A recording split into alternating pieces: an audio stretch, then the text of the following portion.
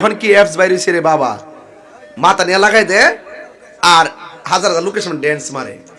ওই আমার ফাঁকরিওয়ালা ছবি নিয়ে লাগাই দিছে, লাগাই দিয়া হাজার হাজার লোকের সামনে ড্যান্স দেওয়াইতেছে। আবার কালকা দেখছে দুই মেয়ে দুই পাশে লাগাই দিছে, মাঝখান দা আমার লাগাই দিছে। হ্যাঁ নাচতেছে, আমিও নাচতেছি। এটা কি কোনো, এটা কোন কথা হইলো? একটা সিস্টেম তো আছে ভাই। আপনি আপনার শত্রুতা আমি থাকতে পারে, আপনি ইচ্ছা করলেই তো এই পাগড়িকে অসম্মান করতে পারেন না। কথা কোন ঠিক কিনা? আপনার সাথে আমার আদর্শের মিল না থাকতে পারে, তাই বলে আমিও তো একটা দিনই দেখার জায়গায় কথা বলি। আপনি ইচ্ছা করলেই একজন হুজুরকে লাগাই দিতে পারেন না, এইভাবে লাগাই দিতে পারেন না, ঠিক কিনা বলেন? এজন্য পায়ে ধরে বইলা দেয়া যায় এই কাজগুলো করবেন না।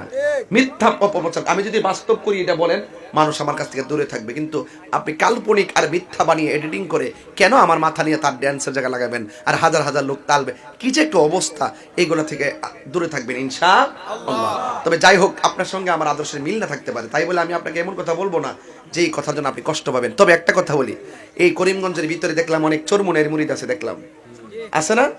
এখানে আসার পরে প্রচুর মুরিদ দেখলাম, আমাকে তো ভাত খাওয়াইছি হেরা।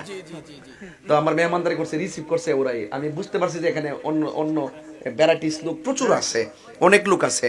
তো আমি যে ওয়াজ করছি, আমি কি ডরাই ওয়াজ করছি? আমি দলিল দিয়ে ওয়াজ করছি। আমার কথা হইলো, আপনার যদি আমার কথা ভালো না লাগে তাহলে আপনি আমারে বুঝান। আপনি যদি বুঝাইতে পারেন আমি আপনার দলে যাবো গা,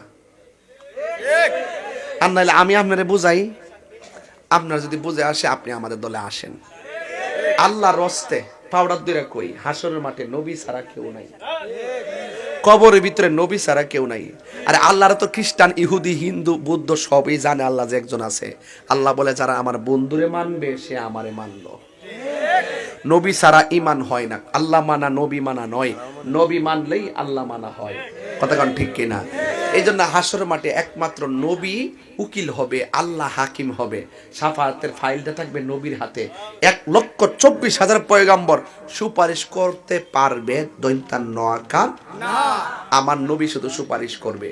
এই জন্য নবী ছাড়া কোনো উপায় নাই। আচ্ছা, এখন বলবেন যে হুজুর আল্লাহ সবকিছুর মালিক। অবশ্যই আল্লাহ তো সবকিছু, আল্লাহ তো সব করবে। আল্লাহ যদি সবই করবে, মিজানের পাল্লাটা টানাইছে কি লাগিয়া? দুই কান্দে দুইটা ফেরেশতা লাগাইছে কি লাগিয়া? গুনাহ আর নেকি লিখবার লাগিয়া? আল্লাহ জানে না? আল্লাহ তো ডাইরেক্ট কইতারে, এই যা তোর গুনাহ বেশি দুজকে যা, এই তোর সওয়াব বেশি বেহেশতে যা। মিজানের পাল্লা টানাইবো কি লাগিয়া? ওই যে আল্লাহ যে কইছে খালাকতু বিয়াদাইয়া, আমি আল্লাহ তোরে মায়া কইরা বানাইছি, একটু উসিলা পাইলে তোরে মাফ কইরা বেহেশতে পাঠাই দেব। এটাই বাহানা, আর কিছু না। নামাজ যে পড়ছেন কবুল হয়েছে কিনা জানেননি? রোজা যে রাখছেন কবুল হয়েছে কিনা জানেননি? তো কিতা লইয়া উঠবেন? গ্যারান্টি কার্ডও নাই, ওয়ারেন্টি কার্ডও নাই। একটা গ্যারান্টি কার্ড আমার কাছে আছে, আমরা আমাদের নবীকে জানের চাইতে বেশি ভালোবাসি। আছে কিনা?